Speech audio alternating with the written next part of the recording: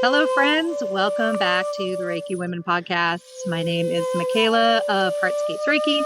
And with me today, as always, is Bronwen Logan of Reiki with Bronwen and Carrie Varela of the Reiki Healing Society. And with all of us today are some very special guests because we decided that today is a long overdue pet appreciation episode. We have long joked among ourselves about the ways in which our pets, usually our cats, are often intervening in the podcast, putting their cute little noses and whispery tails in our faces as we're trying to discuss important matters. And we've had a whole episode on animals and the impact of animals in our life and what they can teach us about Reiki. And we thought it would be fun to introduce all of you, dear watchers, dear listeners, to the specific animals that make up part of our community, and maybe to share with you a little bit about what they have taught us about our Reiki practice. And to do that, we all had to relocate. We had to go to where the animals are. And for me and for Carrie here in the US, it is just the first week of spring. It is glorious outside, and my cats want to be out in the sunshine. So I decided to come out here in the front yard in my little elderberry bench and join you that way. And hopefully my cats will stick around here long enough to introduce you to them.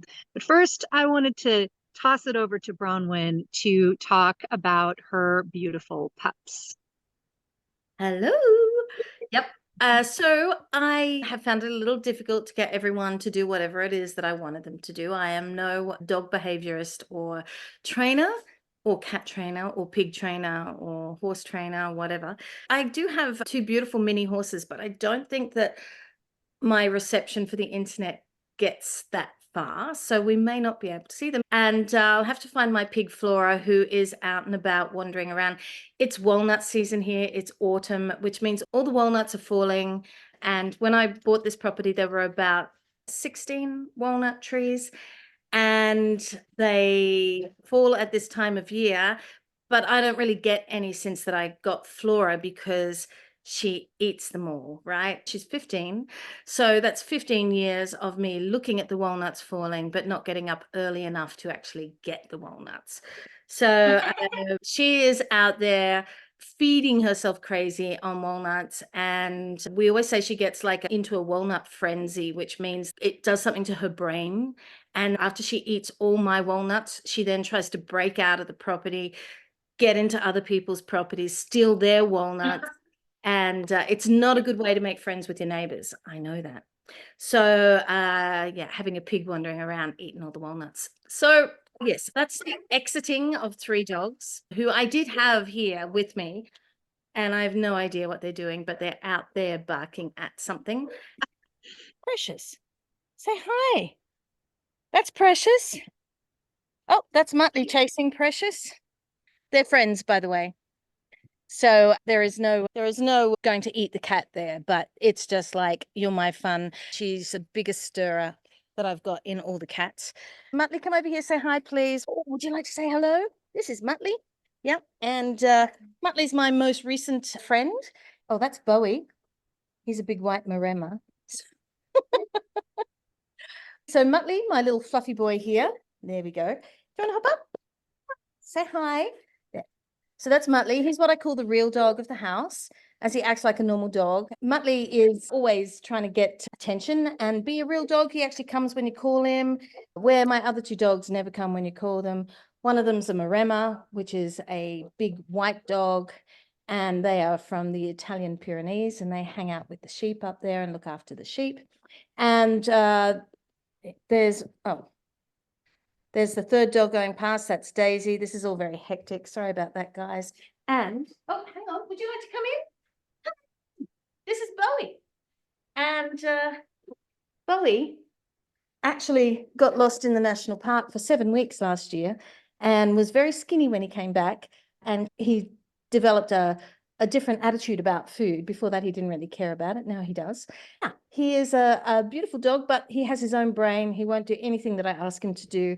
And because he thinks he's here to look after us, not us look after him. And that makes him a little more difficult than your regular sort of dog. I think they're meant to be a mix between a dog and a wolf. And someone has said to me, it's like when you ask them to do something, it's like asking a committee. So the committee thinks about it. Oh, should we do that? No, I'm not quite sure. Maybe we should do this, you know. So they sort of have this discussion amongst themselves, which is just all going on in his head. And then he makes the choice as to what he actually does decide to do. So, yeah, that's Bowie. Here's Daisy over here. She's the cutest little thing. Now, Daisy came from a very, very difficult background. And so she is now, how old are you, Daisy? I don't know if we can see her. There she is. So Daisy is 5.5,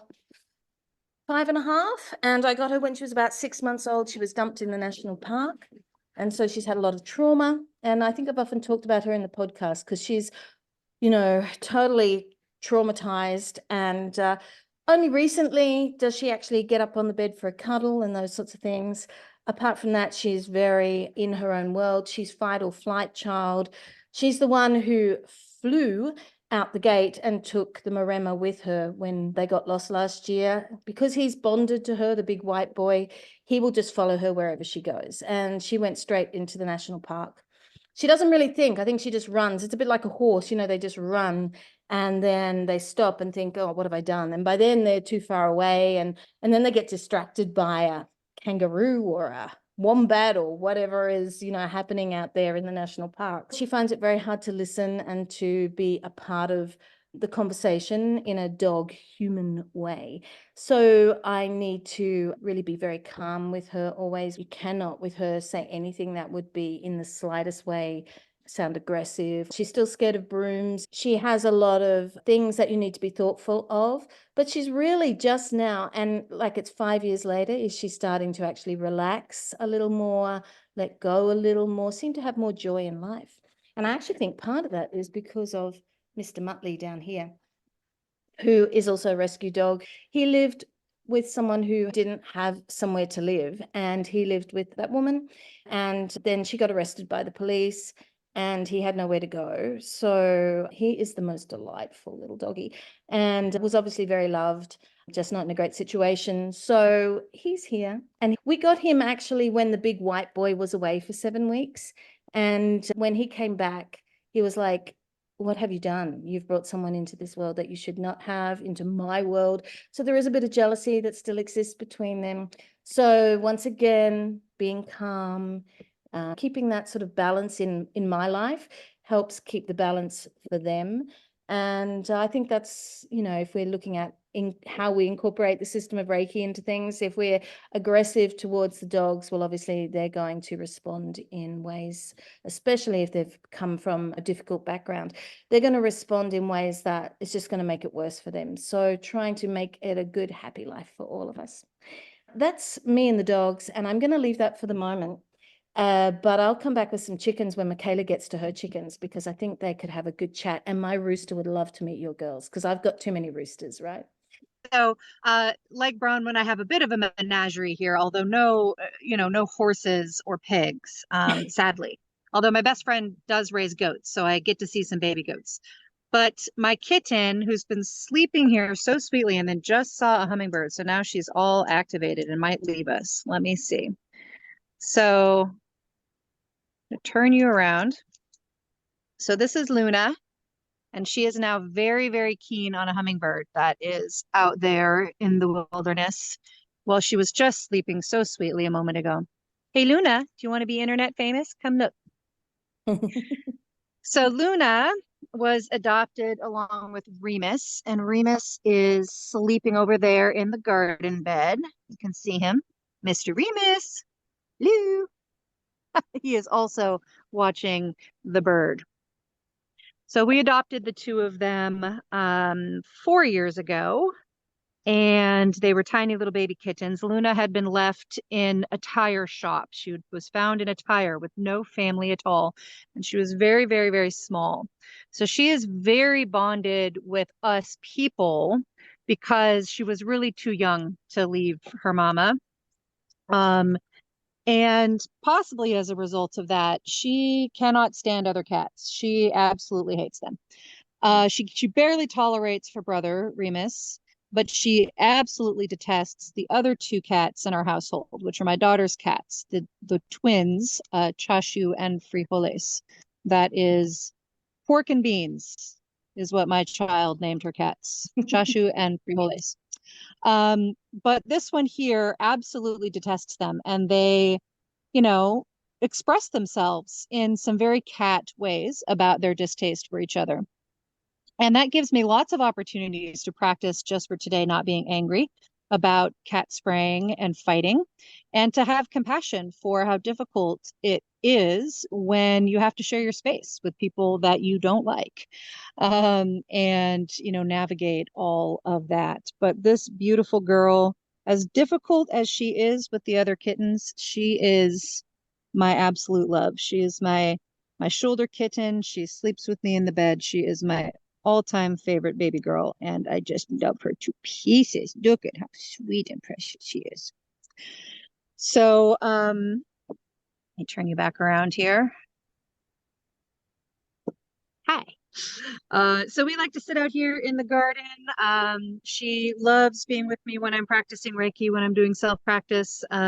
She's not allowed up in the Reiki room because of allergens for clients, but she really is a good ally in that practice, and really likes to be on my shoulder whenever possible. I am definitely a cat person. My daughter also has a little dog named Mary. We might see a little later. She's a little black and white Chihuahua Terrier mix, and she is a real sweetheart. We got her as kind of a therapy dog for my daughter, and she really has served that purpose well. She is a very sweet little dog. I get to be around a sweet dog, but not be in charge of a dog, which I appreciate. We also have some chickens, which I'll take you around a little bit later in the back to see. We have rabbits. We have a little lizard, and on and off we have bees. Right now we do not have any bees. But that is our current menagerie here on Heartscape's homestead. And they are always an opportunity to practice being in the moment, being present, appreciating them being their full and true selves, and of course, being compassionate for their wild and wacky and sometimes frustrating, but always adorable little animal ways. So that is the cats, and I'm going to turn it over to Carrie. I love the animals and love all of the family dynamics between all of them. So this is my cat India. I got her. She is about 13 years old, and my dog is about 12. And so when I came back from India, I knew that I really wanted to sprout some roots. And for me at the time, I was single and was in an apartment, and really what felt like the next course of action for me was to get a cat. So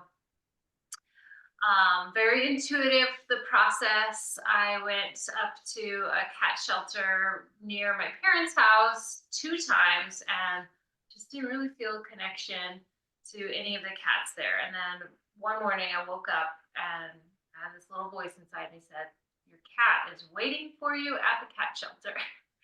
And so I went, and the rest is history. This is my friend India, and she has been with me through so many different moments in my life. And she is an indoor kitty because I got her in an apartment when I first initially had her. And I was living in Denver, which, for me, to have an outdoor cat seems atrocious because the traffic there is crazy, and I just my pets are like my family, and I can't even imagine letting them just go off on their own. But at that point in time, it didn't seem like I could even do that. So she's always been an indoor kitty, but a couple times, maybe actually 3 times, she has gotten out and had her own merry adventures for several days. And most recently, she got out, and I should have known there was this spot that she goes to underneath our shed, and she digs her way underneath there. And so she spent a couple nights out there in the shed, and I couldn't find her because it was so hard to hear her. And it was middle of winter, it's raining like crazy outside. But as like that happened, and this and then there was another point in time where she was gone for like 10 days. I really thought she was gone, but she had come back. But I've just been reflecting on how much of my life really like the periods of my life really are set by the animals that I have in my house and in my life. And the two animals that you'll get to meet today are like the animals that I got in my adulthood. So they're the ones that have stayed with me this whole period of time. And so I think of like my whole lifespan is kind of like broken apart by the animals who've been a part of my life. So India is like the sweetest little kitty, but she loves to bite you. She's got this little fierce bite. She also, so I feel remiss not to mention that when my husband and I got together, he had this Jack Russell Terrier, and I have a chocolate lab, and you'll see them, and they were like kind of buddies at first, and they were good for a good long time, but it was crazy. Like both of them are just crazy dogs, super hyper, super active, like need a lot of grounding, like is easily excitable.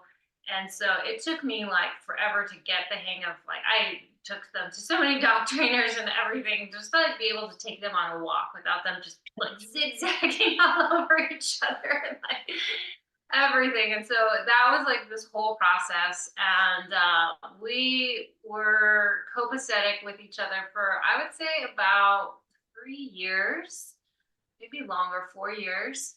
And then finally, when we moved to California, we just decided that they would be happier apart because they were just on each other's throats all the time. And it just so happened that like one part of our family could take him, and and he had a connection to that part of our family. So there's like this dog in my heart that I love too. That was Jonathan's dog, and been definitely a part of our family. But my cat, she just hated the dogs. And I mean, I can just commiserate with the whole experience of like, they're your animal family, you love them, but they like don't get along. And so particularly when my cat, when this Jack Russell Terrier came into our animal family, my cat was like, oh, hell no. And so that marked a period of, I don't know, 4 years of bedwetting and my cat being pissed off about all kinds of different things and just all kinds of behavioral problems. And so really learn to respect how much animals like need their own space. And so my cat has this cat condo, that's her little spot. Like there's this whole room that's really hers. Dog can come in there, but he's gonna get hissed at and swat at if he gets too close. And it's a whole process. But I love that my cat is like, so this is a space that I often do some filming for meditations or yoga classes, or teaching yoga over Zoom. And so my cat's like my constant companion when I do that kind of stuff. And I love that connection we have. And I think I mentioned it a few times before on the podcast that my cat would typically, for the first several years of us, cohabitating, she would literally sleep on my head every night. And I felt this very strong connection that she just has this really beautiful energy. She's always going for the light and the light energy. And so she would just like sit at my crown and we would meditate together. And she's a very touchy-feely, lovey-dovey kind of cat, which is totally my fave. Love that about her. So I'll pause there and hand it over to one of you who's ready to shift, and I'm going to move myself and then jump back in and share with you a little bit more about my dog cats. I'm going to interrupt Michaela just for a sec because I just want to show my duckies. They're not going to do anything too amazing, but I've got 2 little boy ducks there, or little, they're fat. Hello, you going to go for a swim? Maybe, maybe not. But anyway, that's Bill and Ben, and they keep us amused and get along with everybody. Bye, Bill and Ben. Well, I have decided to just go ahead and get inside the chicken coop as probably the easiest way to show you these friends. So let me introduce my friends. You can probably hear them already. So here we have our two flocks. So we have Team Tiny Chicken, which is where I am right now. And that is a flock of little bantam hens. So this little beauty here, that little buff there. For some reason, this flock has not been named yet, which surprises me. I love naming my animals. And then over there, you can see the peanut gallery. That's our regular flock of big girls. They are eagerly awaiting some treats that I did not remember to bring with me. So they're very disappointed in me right now. But I absolutely love chickens. They are so delightful and funny, and of course provide you with lovely eggs. There's one more Team Tiny Chicken member who's in the coop laying an egg right now.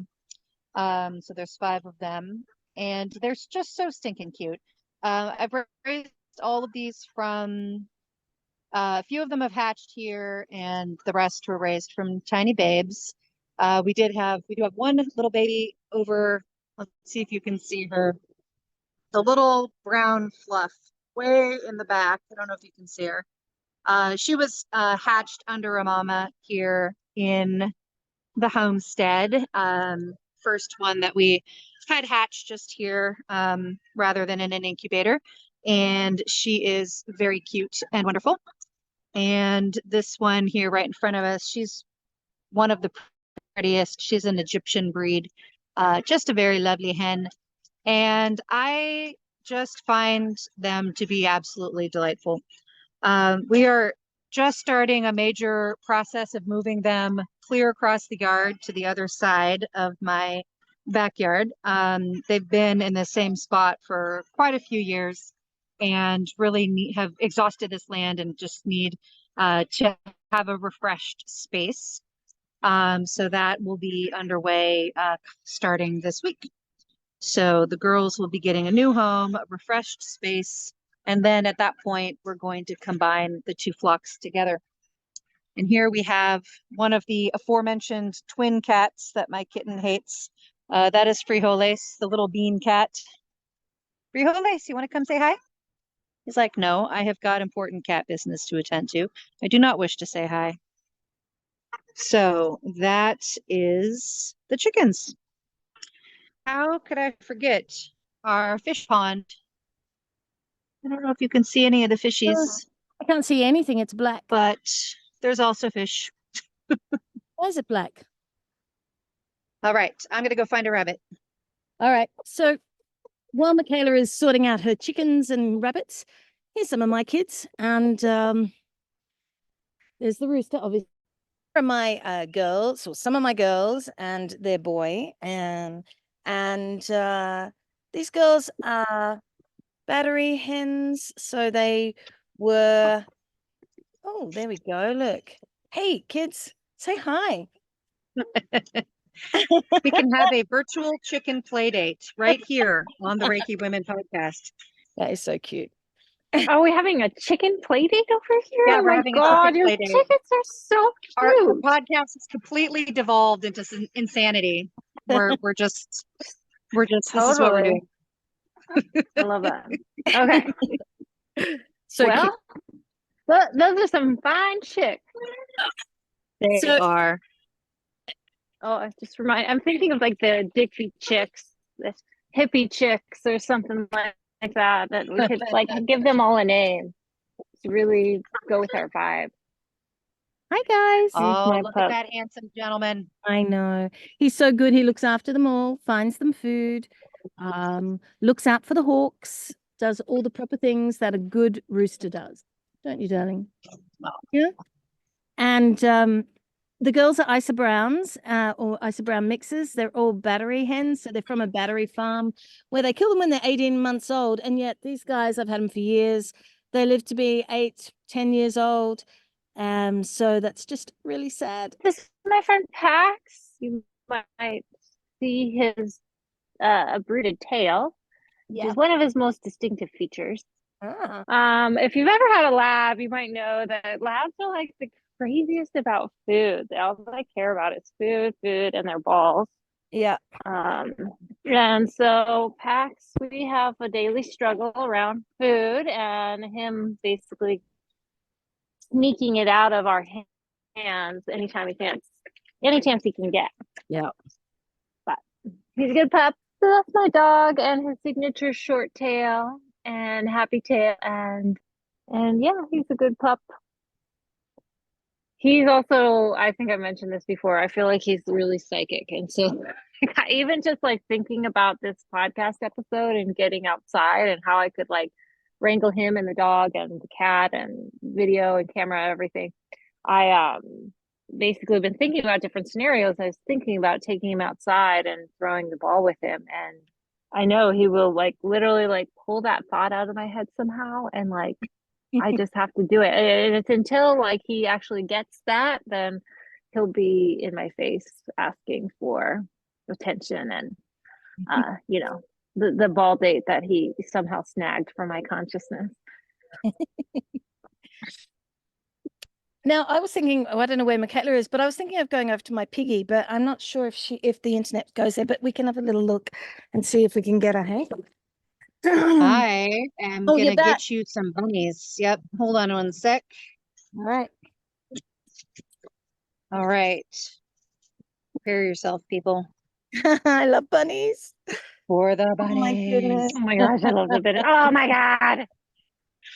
So Cute. the black one here is Mr. Clo. He is the rascal. He's the one that when I give them yard day, I have to really take care to catch him. His brother here, the gray bunny, is Mr. Lilybun. And their sister, who is not getting any treats right now, is Miss Molly. And they are siblings and from the same litter. Raising baby bunnies was the cutest thing I've ever experienced in my life. And it's a good thing that we neutered them because, you know, it's real easy to get carried away with that. And I feel like this time of year, I would absolutely be tempted to have more bunnies because it was the best thing ever. But I love them. They are so sweet and it's so cute seeing them out in the yard. I'm going to build them a special little area in the yard so Mr. Clo doesn't get lost so easily. But we've had them about 4 Give me your years ball. Give me your ball. Give me your ball. and they're wonderful. Give me your ball. There you go, Bring it. Mr. Clo, Mr. Lily, and Miss Molly, the bunnies of Heartscapes Homestead. Oh, thank you, Michaela. Thank you, Michaela. Hey, I have a piggy coming my way. Oh, here she comes. Come on, Flor. Around here, doll. Where are you? Can you hear her? She's making a noise. Come on, Flora. Oh, hello. There she is.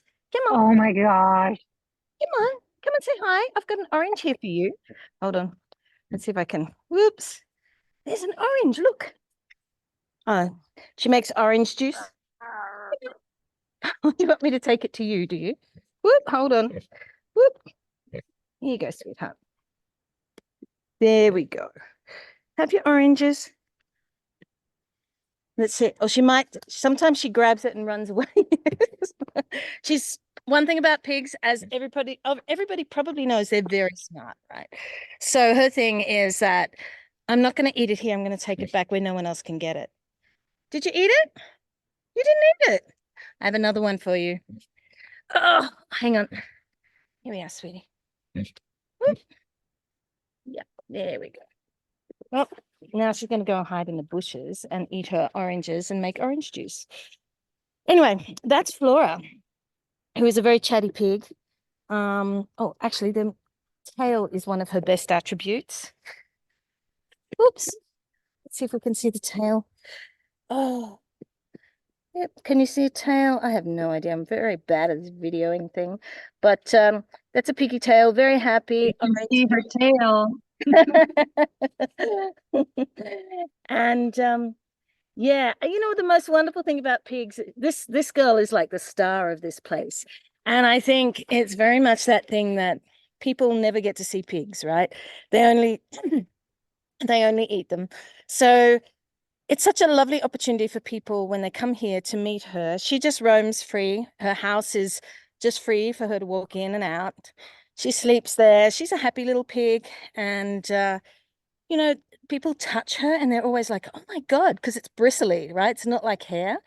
And it's all that sort of experience, which is just wonderful for her and for them. And she talks to them. She's very chatty. So it's a great experience for everyone to actually meet a real live pig and see what they're eating and what it actually means to kill an animal like that. That's my experience, and I think it helps. Oh my goodness. Anything else that we want to share about our relationship with these beasts? Anything else that comes to your heart after a very chaotic animal appreciation podcast?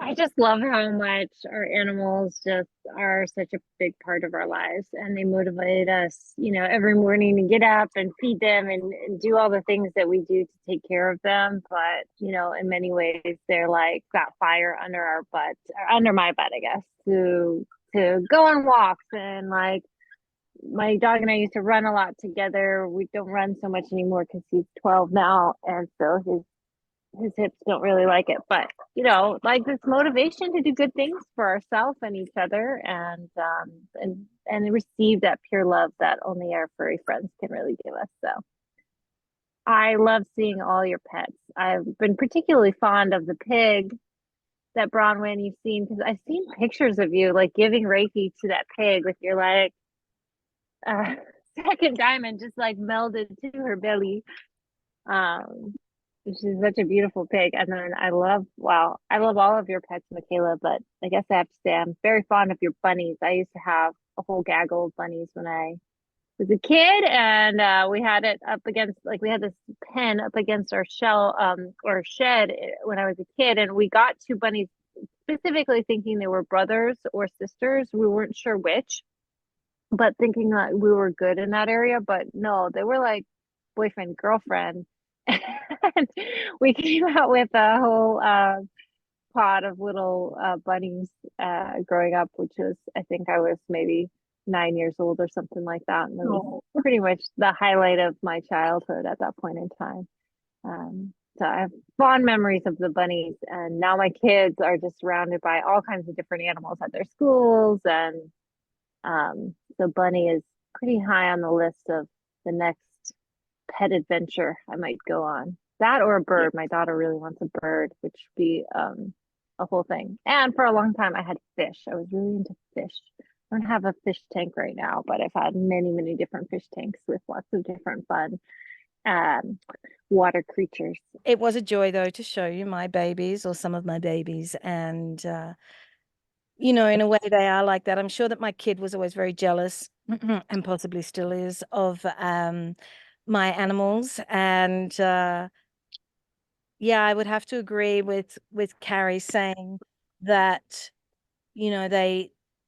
I think they bring out the best in us, because it makes us as you say, get up, do stuff, but it's looking after someone. And that thing is, it's so true that the more that we do for other the more that we do for other people, the better we feel. Yeah.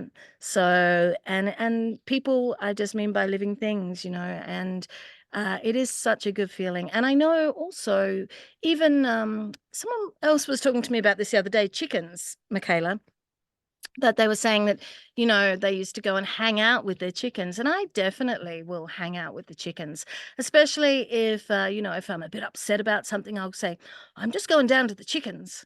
And I go to the chickens, and I just sort of walk around, do fiddle, and they're all with me, and they're free to roam around during the day, but they all come and see you anyway, because you got the food. But also you got the love, right? And it is a really calming thing. The smell of a horse, for me, is a very calming, grounding thing. And they help just bring us back more into who we are, I think. I really love having lots of animals. Sometimes last night was a full moon here, and the dogs went nuts at about 12:30. That's when I don't enjoy having animals. That's when you got to call in the let go, and it's just a full moon and it'll all be over soon feeling. So it's up and down, and that's just life. I was just reading some Pema Chodron stuff the other day, and one of her quotes sort of saying is always that life is suffering. And by that word suffering is such a weird word. But what she's saying is that, we can't make life this perpetual joy, right? But life is going to be ups and downs. And we especially experience that, I think, when we are living with others. When we try to close ourselves off to the world, then we don't experience that. But true real life is full of great things and not great things, if you want to label them. And that is life, that is living. And I think animals bring us into that. And they really put us at the coalface of life and make us get in there and do things and be a part of life rather than hiding ourselves away. And I think I really appreciate that. Yeah, really excellent points. Well, thank you, ladies, for taking each other and our wonderful viewers on this tour of the animal side of all of our Reiki practices. I know I had a lot of fun sharing my little babes with all of you and jumping into some chaos. If you have stuck with us till the end with all of the moving around, we commend you. We're grateful for you. We would love to learn about your fur babies and your slime babies and your claw babies and your feather babies. We would like to know about all the babies and how your relationship with your animals impacts your Reiki practice, if it does. So please do share all of that goodness with us down below. If there is a topic you would like us to cover here on Reiki Women Podcast, we would love your input, and we'd love to be responsive to what you are most curious about. Help us plan out our next round of topics. And until next week, may you be well loved by the animals in your life, and may you give that love back to them in spades. Thank you so much for watching. Till next time, we love you. Bye-bye. Bye.